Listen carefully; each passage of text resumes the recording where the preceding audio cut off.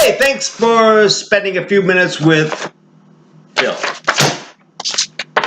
So I was a sophomore at high school in Mr. Cook's speech and English class, if I remember right. One of the things we had to do was we had to go in front of the class and we had to read the lyrics from a song. I don't remember what song I did, but I'll look back at that from time to time and thought, what song would I choose now if I had to do it all over again? The song that I would choose probably would be Tom T. Hall and Who's Gonna Feed Them Hogs? And so I shall recite it for you right now. Let me just say that I've learned that I don't read out loud very well. So, I'm going to do the best I can. Here's what the song says. It says, I met him in a hospital about a year ago, and why I still remember him, I guess I'll never know. He'd lie there and cry out in a medicated fog. Here I am in this day bed, and who's going to feed them hogs? The chorus goes, 400 hogs, they're just standing out there. My wife can't feed them, and my neighbor, he doesn't care. They can't go out and roam around like my old hunting dog. Here I am in this dang bed, and who's gonna feed them hogs? Verse 2. His face was lean and his hands were rough. His raise was hogs and his nature was tough.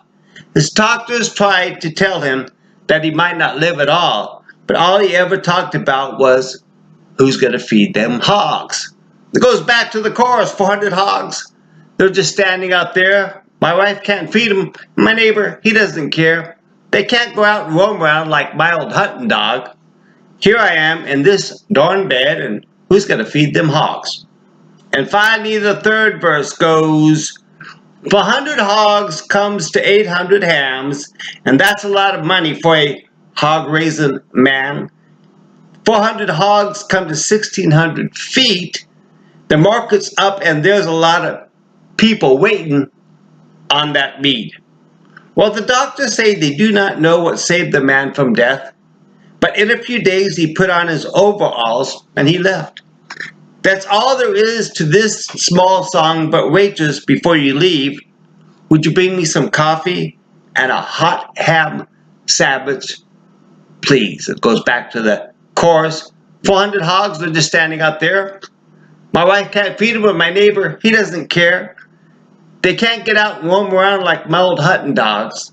Here I am in this dang bed, and who's gonna feed them hogs?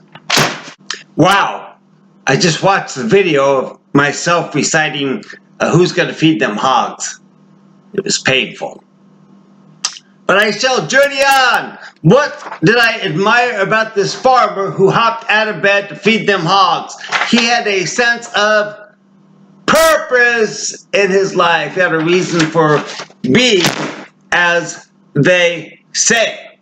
And we all have many purposes for things that we do. Sometimes we do things because for love, for money, all kinds of stuff. But may I speak to you for a moment about a greater purpose?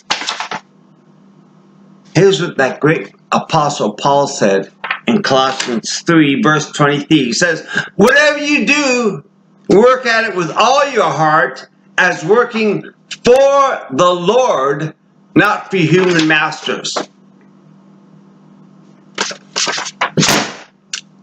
Perhaps we serve a greater purpose in the eyes of God.